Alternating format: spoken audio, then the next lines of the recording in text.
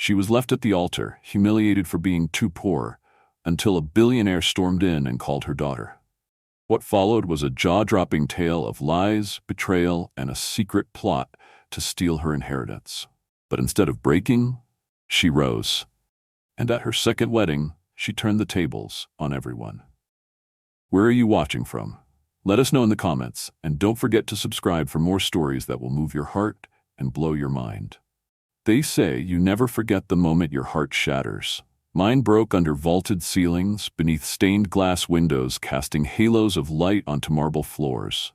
A string quartet played softly in the corner, the scent of lilies filled the air, and every eye was on me. Claire Adams, the kindergarten teacher in a second-hand dress, about to marry into a world I'd never quite belonged to.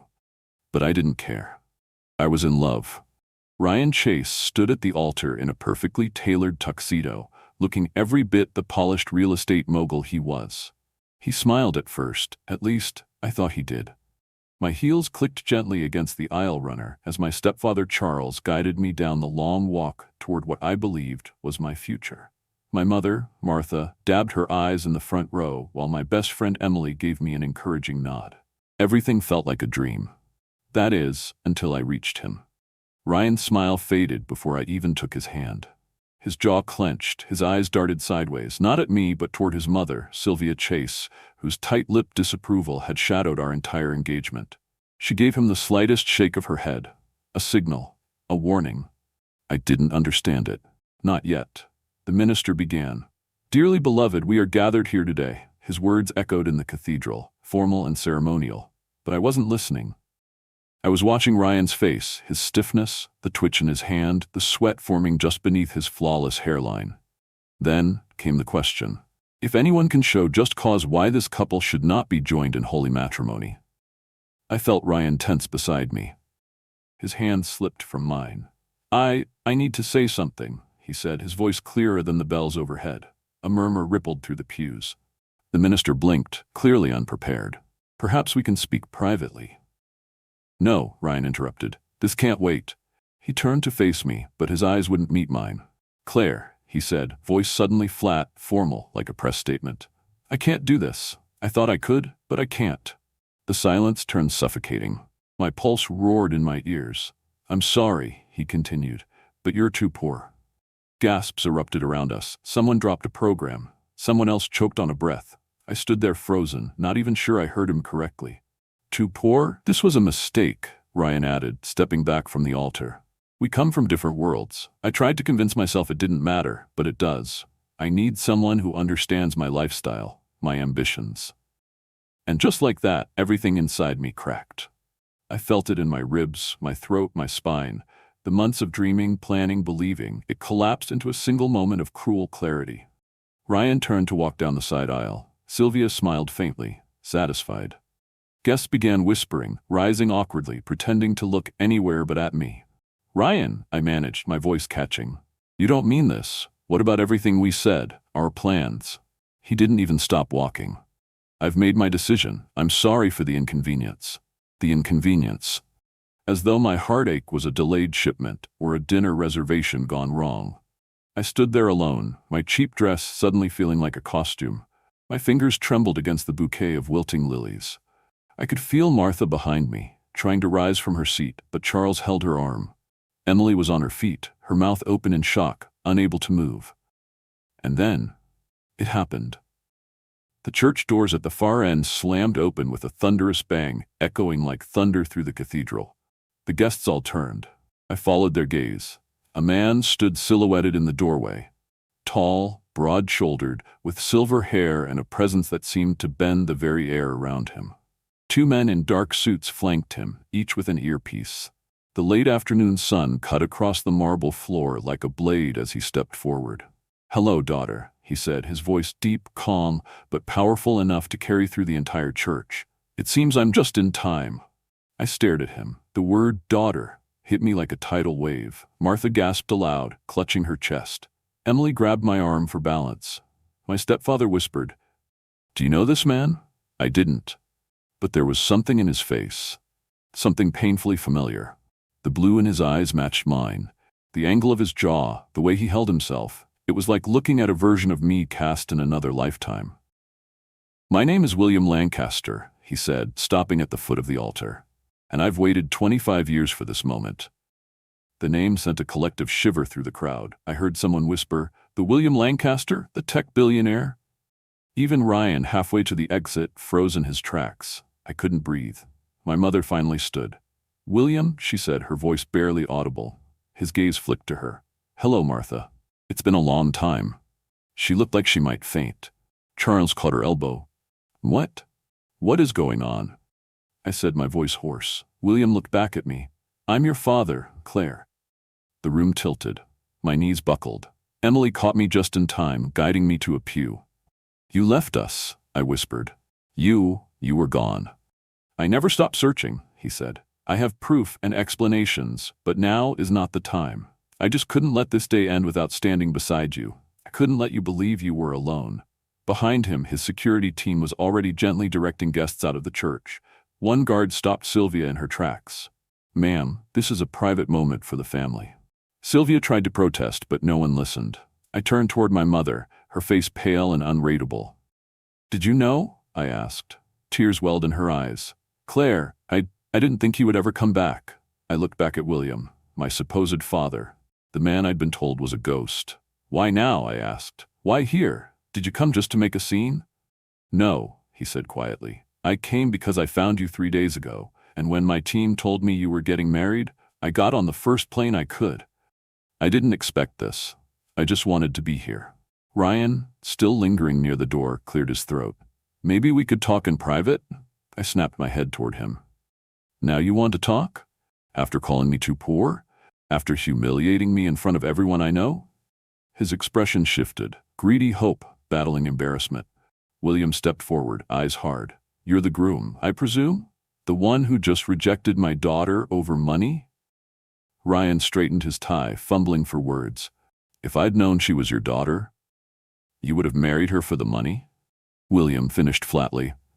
"Thank you for revealing your true colors before she made the mistake of marrying you." Ryan opened his mouth, then closed it again. He turned and walked away.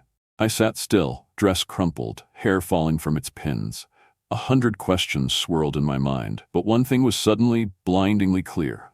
I hadn't lost everything today. Maybe I just started to find it. I didn't sleep that night. After the church cleared out, after the whispers died and the stares faded, I went home alone, still in my wrinkled wedding dress. The scent of lilies clung to me like the shame I couldn't shake off. I sat on my apartment floor until the sun came up, my arms wrapped around my knees, staring at nothing, trying to piece together the day that had shattered me. I should have been a bride. Instead, I was just abandoned. Twice. Once by the man I thought loved me, and once by the man who now claimed to be my father, William Lancaster. The name echoed in my head like a bell I couldn't unring. I knew who he was, everyone did. A tech giant, private, reclusive, revered. He was on magazine covers, whispered about in Forbes, but always from a distance, untouchable. And yet there he'd been, in my church, calling me daughter. I didn't know what scared me more, the truth, or the possibility that it wasn't. By mid-morning my phone buzzed. It was Emily. "I'm downstairs," she said, "and I brought donuts." She didn't wait for permission. A minute later she pushed the door open with her shoulder, coffee in one hand and a crumpled pink box in the other. She took one look at me, barefoot, still in the bottom half of my gown, and didn't say a word. She just sat beside me, leaned her head on mine, and handed me a jelly-filled. We sat in silence for a long time. Eventually she said, "He looked like you know." "I don't want to talk about it." "You need to." I swallowed the lump in my throat. My mom always said he left when I was a baby, that he didn't want a family, didn't want me. Emily frowned. "That's not what it looked like yesterday." "No," I said. "But what if he's lying? What if he just wants something from me?" She turned to face me fully. "Claire, that man walked into your wedding with bodyguards and a voice that made the whole church go still. He didn't look like someone playing games. He looked like a father trying not to lose another second." I stared down at the jelly stain on my dress and whispered, "What if I want to believe him too badly?" The knock on my door came just before noon. Sharp, certain, measured.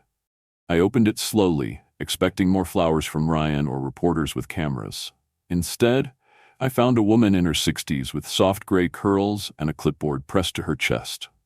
"Miss Adams?" she asked, her voice warm but efficient. "I'm Eleanor Hart, Mr. Lancaster's assistant. He hoped you might be willing to meet with him today." I blinked at her.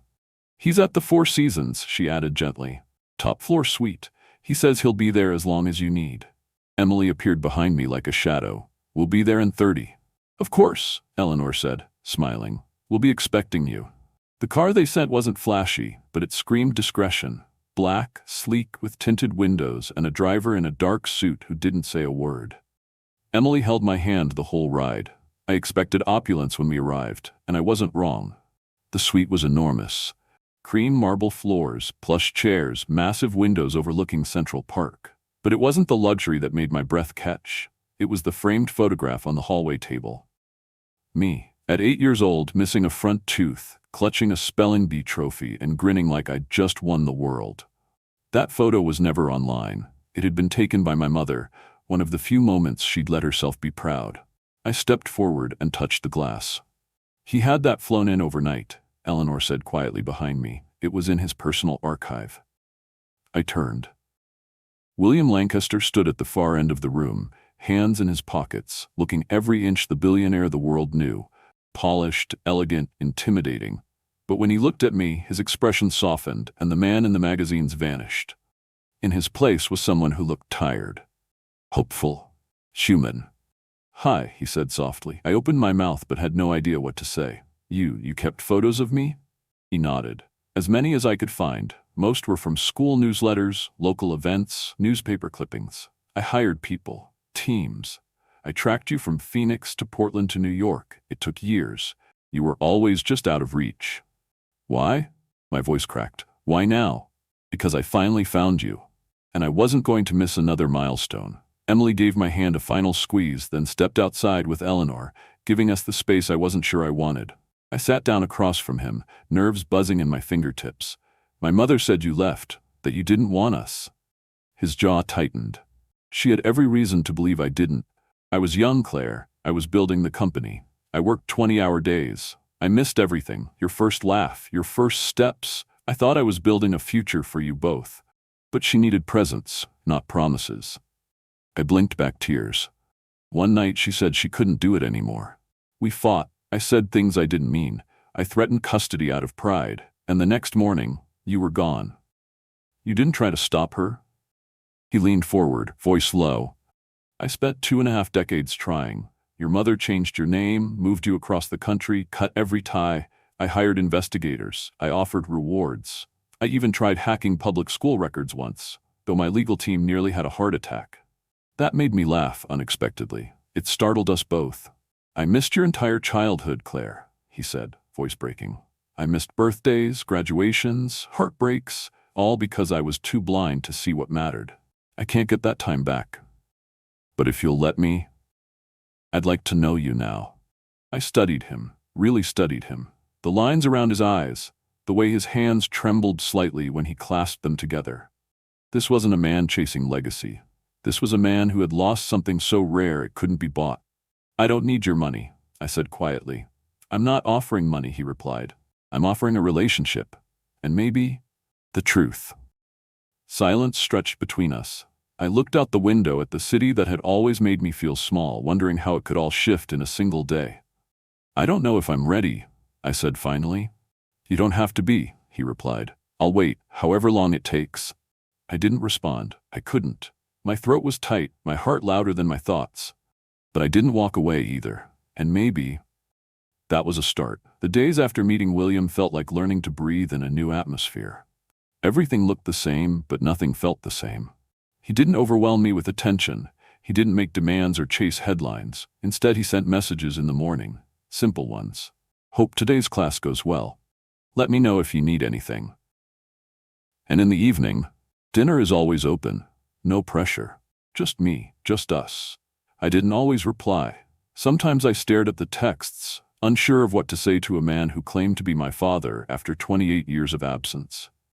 Other times, I found myself smiling without meaning to. It wasn't much, but it was something.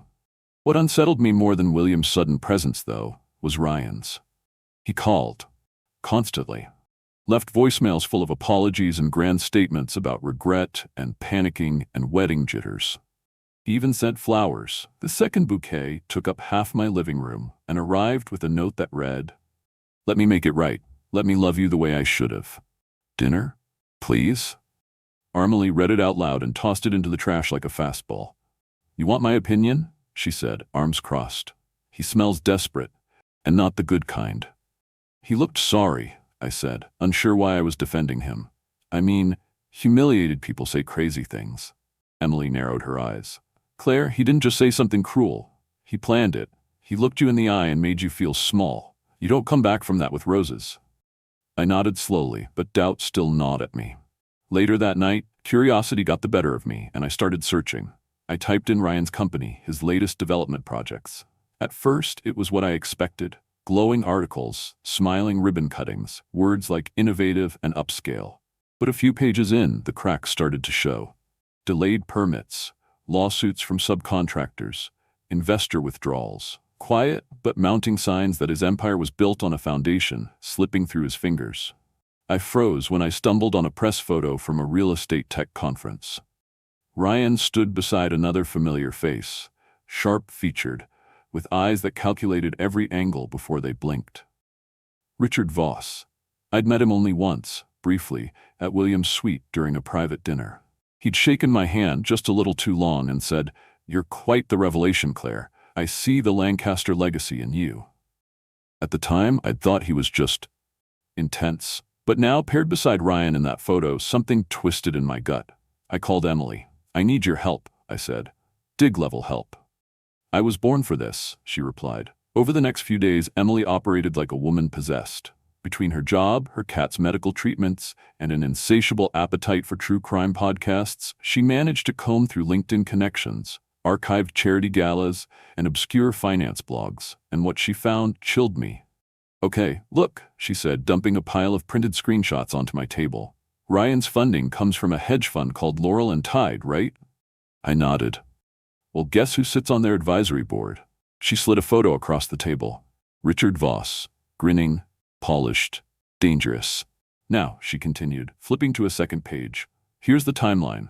2.5 years ago, Laurel and Tide dumped a ton of money into Ryan's firm. 3 weeks later, Ryan shows up at that community reading night, volunteering for the first time in his life, and just so happens to meet you." I blinked. "You think that wasn't a coincidence?" Emily arched an eyebrow. "Claire, the man used to schedule brunch like a hostile takeover. You think he just wandered into a rec center with a book about puppies?" I said nothing. She leaned in.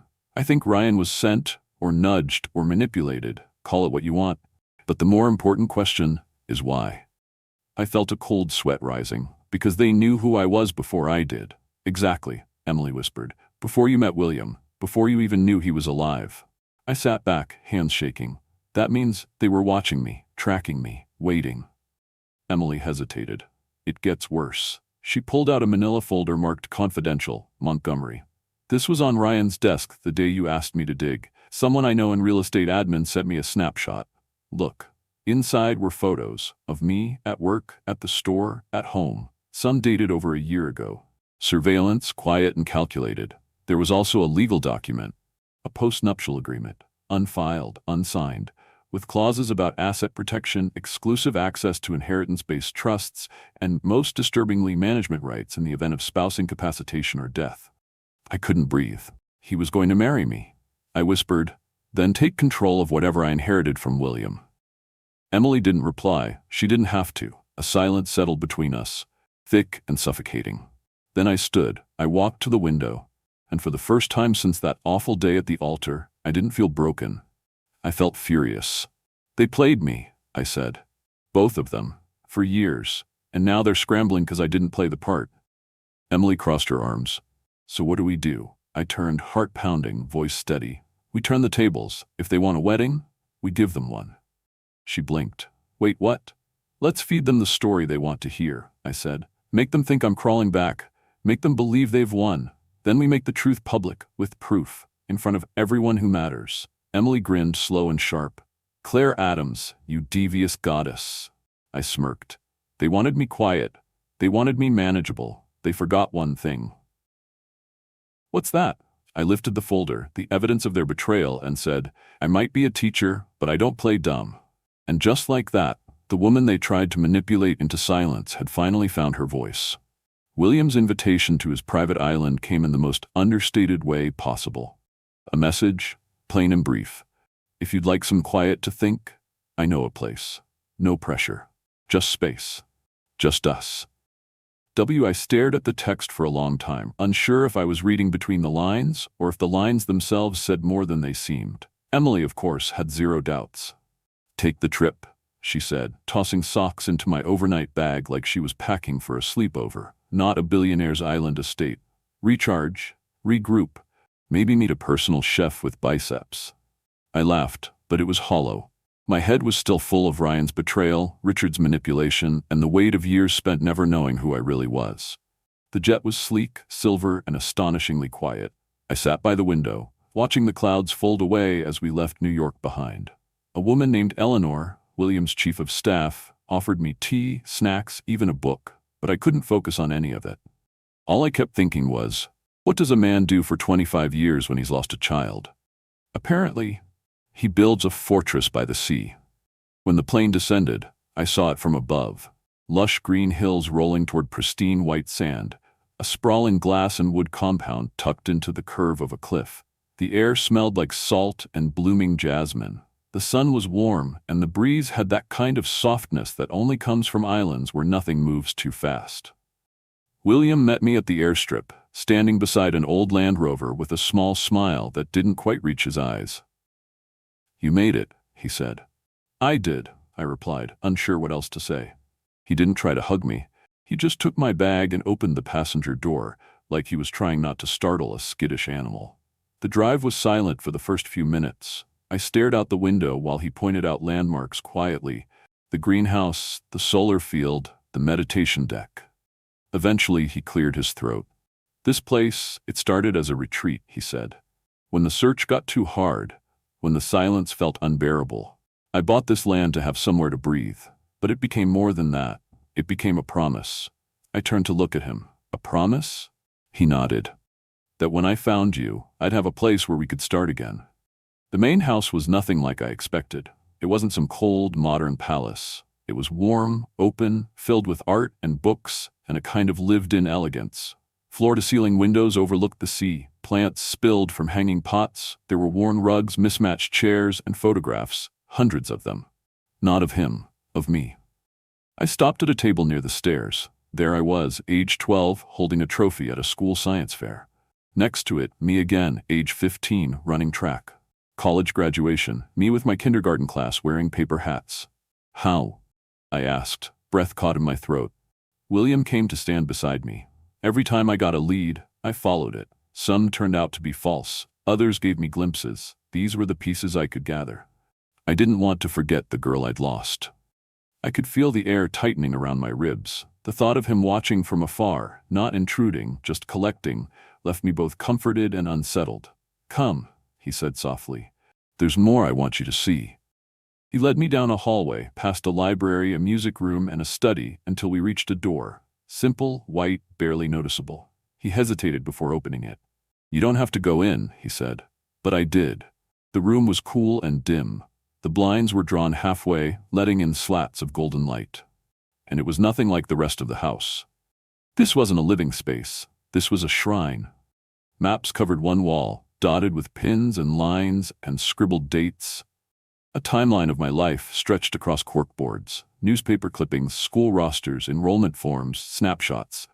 But what pulled me in were the gifts, dozens of them, carefully wrapped, labeled with dates: Claire's 5th birthday, Claire's 12th Christmas, high school graduation, one for each year, all untouched, waiting. I moved toward them slowly, my hand trembling as I touched the corner of one small package wrapped in faded pink paper. You bought me birthday presents, I whispered. Every year, William replied, his voice low. I didn't know what you liked, so I guessed. Books, art supplies. One year I sent a violin to a school I thought you might be attending. They never confirmed, but I had to try. I turned to him, tears stinging my eyes. You didn't give up. I couldn't, he said, even when the lawyers told me to let it go, even when the board accused me of letting emotion cloud my judgment, Even when I thought I might never find you, I never gave up. I sat down on the edge of a bench, overwhelmed. The room was too much, too full of hope and grief and the kind of love that doesn't fade even in the dark. William stood silently, giving me space. Eventually, I asked, "Why didn't you tell me about this sooner?" He gave a tired smile. "Because I didn't want to scare you away. Because I didn't want you to feel like you owed me anything. You don't, Claire. You never did. I just wanted you to know you were never forgotten." I took a breath that felt like a sob. "I'm still figuring all of this out," I admitted. "It's a lot." "I know. We stayed in that room for a long time, just standing in the stillness, surrounded by 25 years of what-ifs and might-have-beens. That night, Eleanor brought me dinner on a balcony overlooking the sea. I didn't talk much. I ate slowly, letting the stars keep me company. And when William came to say goodnight, he didn't ask questions. He just said, "Sleep well, Claire. I'm glad you're here." For the first time in weeks, I believed someone meant it. And when I closed my eyes that night, I didn't dream of a wedding dress or a man walking away. I dreamed of a father's voice, saying the one thing I had never expected to hear. "You were never alone." Not really. The day I returned from the island, New York felt sharper. The honks were louder, the people faster, the sky grayer than I remembered. I'd only been gone 3 days, but something in me had shifted, like I had dropped off a layer of skin in the Caribbean and stepped back into my city wearing truth instead of armor. But reality doesn't pause just because you've had a revelation. There were reporters outside my building now, hanging around like pigeons with microphones. They didn't shout questions. They weren't supposed to know who I was yet. But I could feel it. Stories circling like vultures. Someone had leaked the island visit, or the photos, or maybe the fact that a woman who used to live paycheck to paycheck had suddenly become the acknowledged daughter of one of the richest men in the country. I took the long way inside, slipping through the side entrance while wearing a ball cap and sunglasses like someone pretending not to be someone. Inside my apartment, a new bouquet awaited me. This time it wasn't roses. It was lilies. White, fragrant, theatrical. There was no note, only a name on my phone screen. Call in once again. Ryan. I let it ring. Later that evening, the knock on my classroom door nearly gave me a heart attack. I was finishing up a bulletin board with construction paper apples when I heard it. Sharp, deliberate. I opened the door, expecting the janitor. It wasn't. It was Ryan, dressed in a charcoal suit, hair too perfect, eyes too desperate. "Claire," he said, like the name tasted like regret. "Please, just 5 minutes." "I'm at work," I replied, already half closing the door. He pushed his hand against it gently. "Just 5. I let him in, but only because I knew Emily was a call away and I kept pepper spray in the drawer next to the crayons. He stood awkwardly in the middle of the classroom, surrounded by tiny desks and handprint paintings. "I miss you," he began, voice low. "I think about what I did every day." "You mean leaving me at the altar and calling me too poor?" I asked, arms crossed. He winced. I panicked. "That wasn't me." I raised an eyebrow. "Then who was it? Because the man I remember didn't flinch when he humiliated me in front of 200 people." "I know," he said, "and I'll never forgive myself for it. But Claire, you have to understand. I didn't know who your father was. I didn't know what you were walking away from." There it was. I smiled bitterly. "So if I had been the daughter of a billionaire all along, you wouldn't have walked away?" He hesitated. That hesitation was louder than any answer. I walked toward the door and opened it. "You need to leave." "Claire, wait." He stepped closer, lowering his voice like it would soften the blow. "I meant what I said. I love you. That hasn't changed." I looked down at his wrist. He was wearing a new watch, sleek, expensive, but oddly blinking, a smart notification light. "Who are you texting right now?" I asked. He froze. "No one, because your watch says otherwise." He pulled down his sleeve quickly. "It's not important." I stepped back, cold settling into my spine.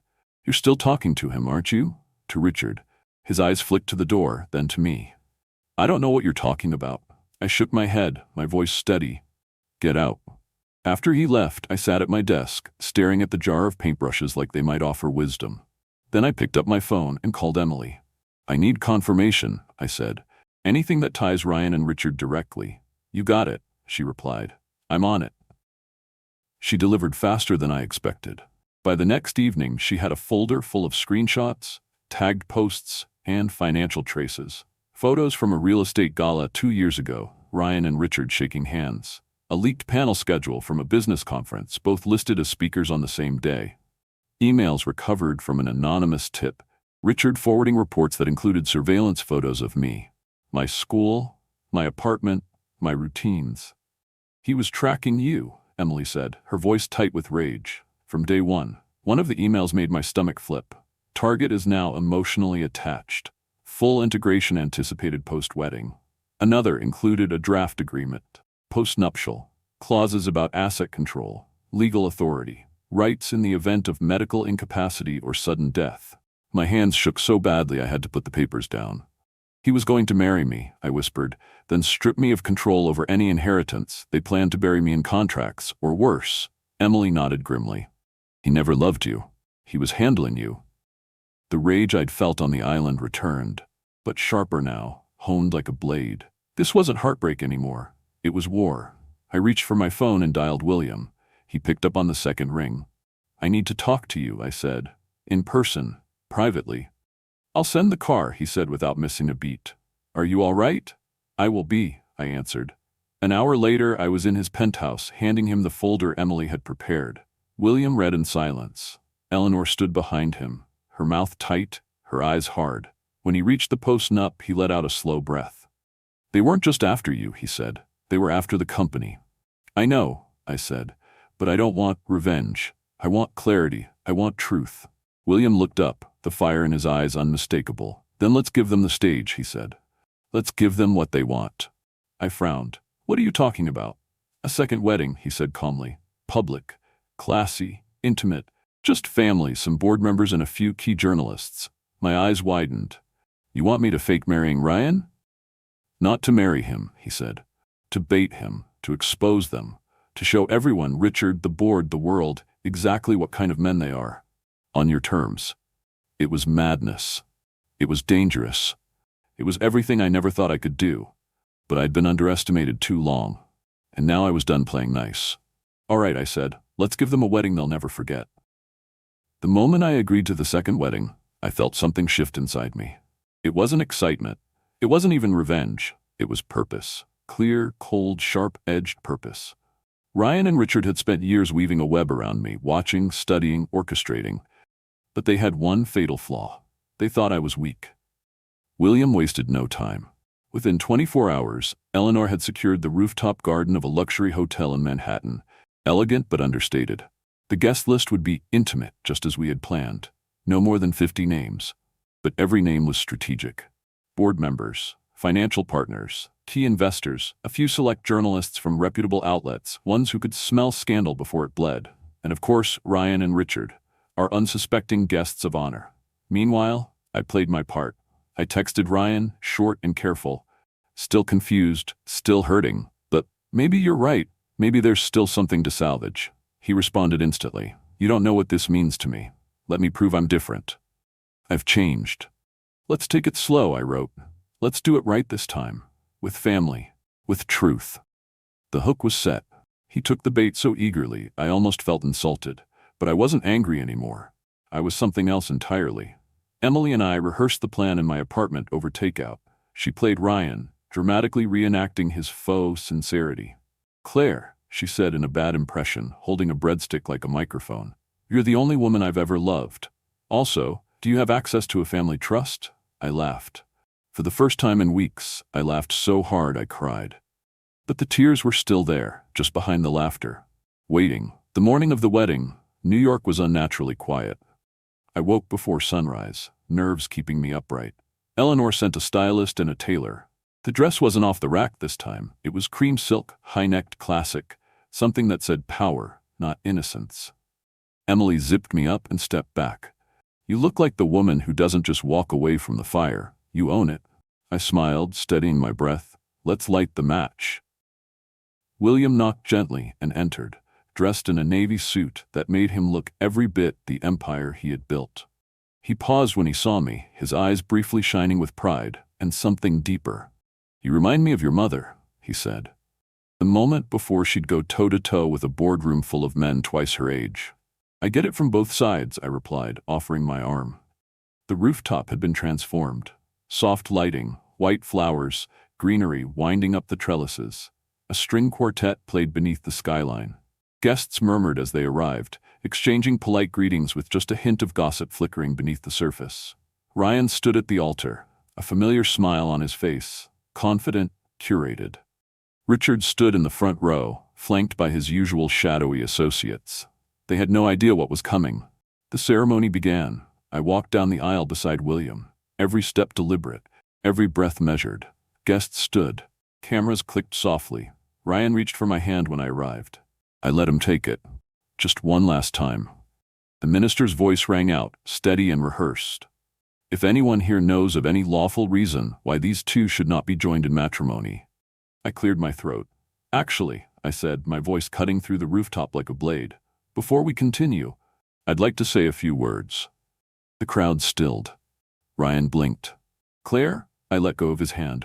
William nodded behind me, and instantly, Eleanor stepped forward. A projection screen unfolded behind the altar, disguised until that moment by a curtain of white roses. I turned to face the crowd. 6 weeks ago, I began. I stood at another altar with this man. I was left there, alone, because he claimed I was too poor to be his wife. Today, I'm standing here, not because I've forgotten, but because I've remembered everything. On cue, the screen lit up. Photos appeared, of Ryan and Richard together at events, board meetings, strategy retreats. Then came the emails, the surveillance photos, the time-stamped reports. Gasps rippled through the crowd. "This man," I said, gesturing to Ryan, "was hired to get close to me, to marry me, to gain access to my life, my name, and eventually my inheritance. Everything we shared, every smile, every promise was orchestrated." "Claire, no," Ryan stammered. This is crazy." "Is it?" I replied calmly. "Because I have your emails, I have your financial records, and I have the draft agreement you plan to present to me after our wedding, one that would have given you full control over any assets I might receive, including power of attorney in the case of my incapacitation." More gasps. A woman in the second row covered her mouth. One of the journalists stood up, notebook already open. Richard rose, face flushed with fury. "This is slander. You can't prove." "We can," Eleanor said from the side, moving forward with 2 security team members. "We have the shell companies, the offshore accounts, the missing company funds." Another screen shifted to accounting spreadsheets, that showing evidence of embezzlement within Montgomery Enterprises. Funds funneled into real estate ventures tied to Richard. A board member stood. "Is this true?" William's voice was cold steel. "Yes, and the board will be receiving a full audit report by end of day." Ryan tried to leave. Security blocked his exit. He turned to me, voice shaking. "Claire, I didn't want to hurt you. It started that way, but I fell for you. That part was real. I swear it." I met his eyes, not with anger, but with finality. "I was never yours," I said. "You never even saw me. You saw an opportunity, a loophole in a legacy, and you thought you could charm your way into control." Richard tried again. "You're just a teacher. You think anyone's going to believe you over me?" I turned to the guests, watching, recording, whispering. "I'm a teacher," I said proudly. "I know how to prepare. I know how to document. I know how to expose a lie when I see one." Then I stepped down from the altar, turned to the minister and said, "There will be no wedding today." Applause broke out, first scattered, then louder. Ryan looked like a man unraveling. Richard was already on the phone, whispering into his cufflink like that would save him. But the truth was out, and the stage had belonged to me. William came to my side, resting a hand on my shoulder. "You were brilliant," I exhaled finally.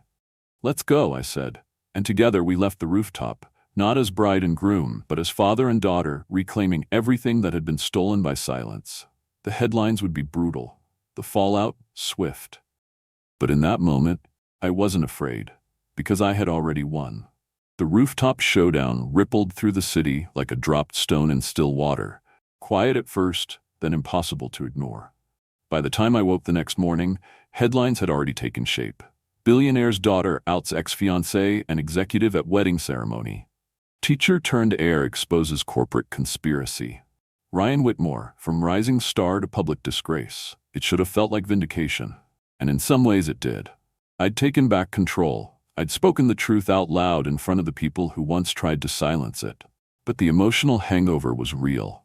No one tells you that standing up for yourself, even when you win, still leaves bruises.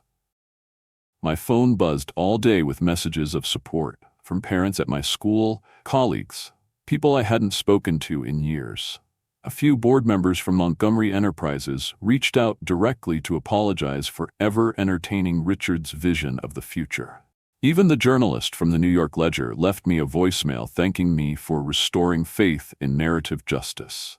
But I kept the volume low and my heart quieter.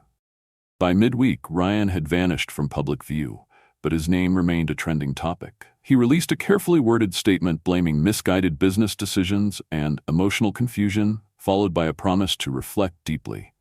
The usual PR spin. It fooled some, but not me. Richard wasn't so lucky. Eleanor and the legal team moved swiftly. The financial forensics left no room for denial. Embezzlement, breach of fiduciary duty, conspiracy, charges were filed. He was removed from every board seat he held, Montgomery Enterprises among them. The company began repairing the damage he'd left behind. I watched it all from the sidelines, quietly, intentionally, because I had other things on my mind. That Friday, I stood behind the desk in my classroom, watching my students finger paint with reckless abandon. Green streaks ran down one boy's forearms. Another girl had more glitter on her face than her canvas. Chaos, color, laughter. It grounded me, reminded me of who I really was underneath the headlines. I was still Claire. Still the woman who taught 5-year-olds to tie their shoes and pronounce chrysanthemum. Still the girl who grew up without a father, who'd learned how to fill in emotional gaps with resilience. Only now, I had answers. That evening, William invited me to dinner, not at a high-rise or island, but at his brownstone in the West Village. It was the first time I saw him in his own real-world space. The house surprised me. It wasn't sleek and modern like his public persona. It was warm, cozy. The bookshelves sagged with novels, not business manuals. A leather armchair in the corner had clearly been sat in for years. And in the kitchen, a record player played low jazz while a pot of something simmered on the stove. "I had help," he said sheepishly, when I raised an eyebrow at the homemade meal. "Eleanor's a better cook than I am." We ate on the back patio, lights strung between two narrow trees, the city humming softly in the background. "This feels real," I said, taking a sip of wine. "It is," he replied. "I haven't had anyone to share it with in a long time." I nodded, letting the silence stretch comfortably. Then, finally, I asked the question I hadn't dared before. "What happens now?" William looked at me, eyes kind but serious. "Whatever you want to happen." "You're not expecting me to step into the company?" "Not unless you want to," he said. "The press conference to announce you as my heir is still scheduled, but it can be changed or canceled. I won't put you in a spotlight you didn't choose." I considered that. The idea of my name etched into boardroom agendas, my voice in shareholder calls, a seat at a table I never asked to join. "I love teaching," I said. "It's small, it's messy, it's deeply human, and I'm good at it." William smiled. "I know. But I also know there are things I want to change. For kids like mine, for classrooms like mine. I just don't want to lose who I am in the process." "You won't," he said. "Not with the integrity I've seen." We talked for hours about education, about access, about the foundation he'd quietly funded for years, and somewhere between dessert and the second glass of wine, the idea took shape. Not a company. A cause. By the time I left that night, we had a plan. The following month, the Montgomery Foundation for Early Learning was officially launched, with me as its director. It wasn't just a name, it was a mission. Scholarships, mental health resources, technology for underfunded schools, safe spaces for teachers to train and grow. William promised funding. I promised vision. And it worked, better than either of us imagined. We hosted our first gala at the same hotel where my faux second wedding had taken place. Poetic in a way. Same rooftop, same skyline. But this time, the audience came for a different kind of vow. To every student who was told their dreams were out of reach, I said from the podium, "We're building ladders. Not just for one child, but for generations." William stood in the front row, his hands clasped together, pride in every line of his face. And just when I thought the night couldn't surprise me again, it did. As I made my way through the crowd, shaking hands and answering questions. I saw someone I hadn't expected. Ryan. He wasn't in a tuxedo. He wore a catering uniform, holding a tray of champagne flutes, eyes hollow, shoulders slouched. We locked eyes, just briefly. I didn't flinch. I didn't speak. I simply turned away. Because the truth was, his presence didn't haunt me anymore. It was a shadow, a lesson, a closed door I would never open again. Later that night, back at my apartment, I sat with Emily on the balcony, barefoot, tired, fulfilled. "You ever think," she asked, "that all this started because a man said you were too poor?" I laughed softly. "And now I'm the one holding the keys to legacy." Emily raised her glass. "To wealth. To real wealth," I corrected. "The kind you build with truth, not greed." And as the city glowed beneath us, vast and alive, I realized something I hadn't known before. Sometimes, being broken is how the light finally gets in. And sometimes, the person they tried to destroy becomes the one thing they never expected. Unbreakable. 6 months later, the world had moved on, but I hadn't. Not in the way people assumed. Yes, the headlines faded. Ryan disappeared into his quiet disgrace, and Richard Voss, he awaited trial, his empire dismantled one shell company at a time. Montgomery Enterprises restructured, shaking loose the toxic roots he'd planted over the years.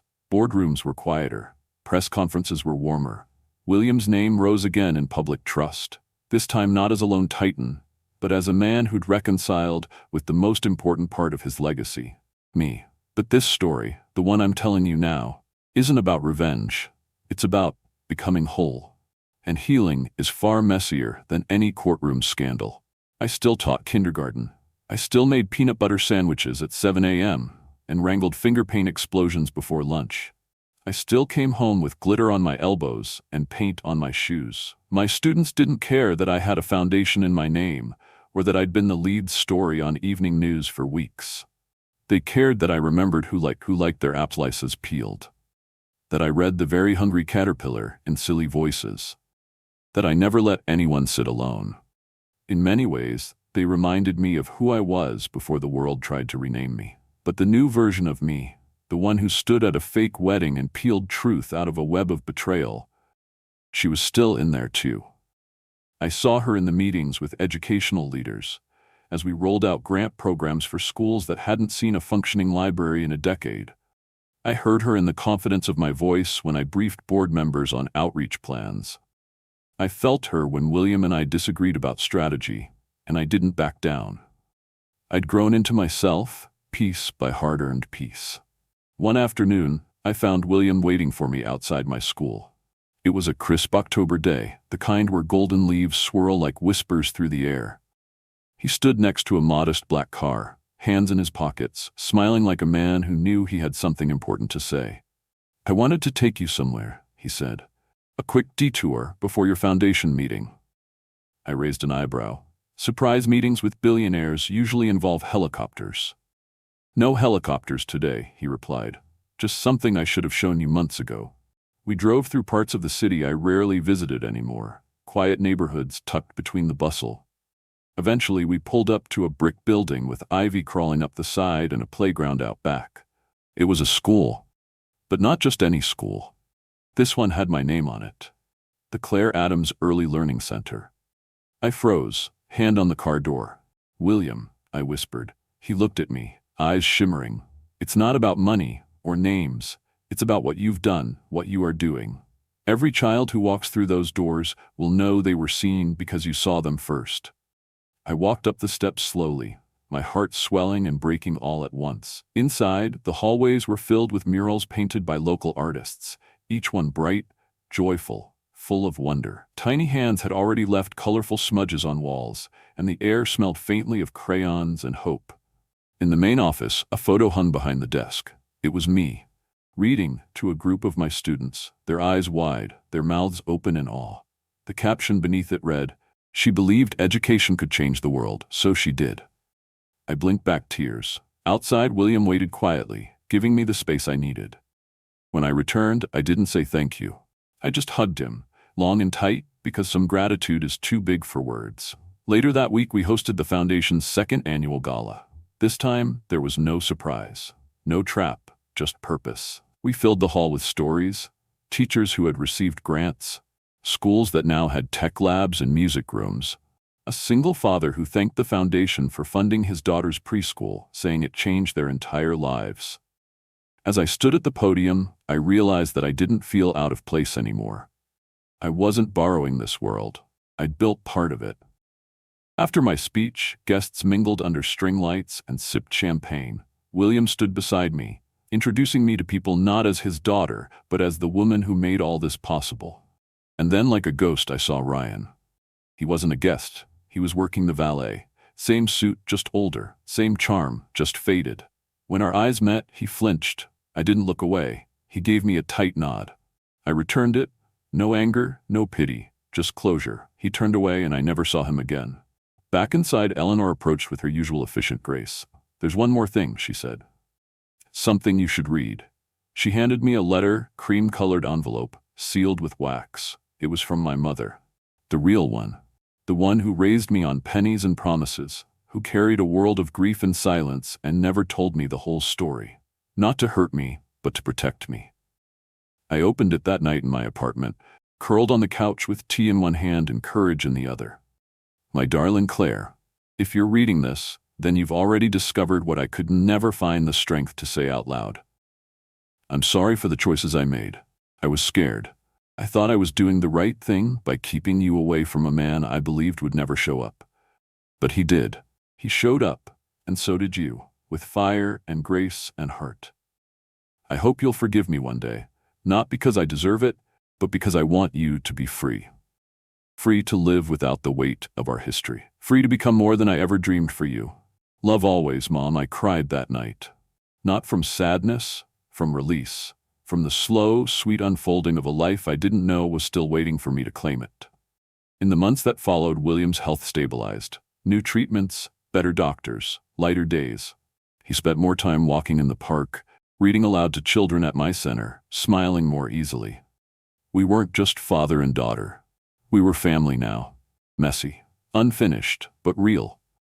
One Sunday afternoon, as we sat in his garden sharing sandwiches and stories, he asked me a question. "Do you regret it?" he said. "Any of it?" I thought for a long moment. "No," I said, "because without the lie, I wouldn't have found the truth." He nodded slowly. And for the first time in my life, I felt like everything I'd lost had somehow led me back to everything I never knew I needed. I wasn't too poor. I wasn't too late. I was just right. Exactly where I was meant to be. Thank you so much for staying with me until the very end of this incredible journey. If you're still here, it means the story touched something deep inside you, just as it did for me while telling it. This tale reminds us of something powerful. No matter how broken the beginning, we all have the strength to rewrite our ending. Betrayal may shake us, but truth will always rebuild us. Wealth isn't measured in dollars, inheritance, or designer suits. It's found in courage, integrity, and the people who never stop believing in us, even when we forget how to believe in ourselves. So now, I want to ask you, where are you watching from? What part of the world did you join this story from? Drop it in the comments. I'd love to know. And if you found meaning in this video, please take a moment to subscribe to the channel. Your support helps us continue telling stories that matter, stories that heal, inspire, and remind us that it's never too late to become who we were meant to be.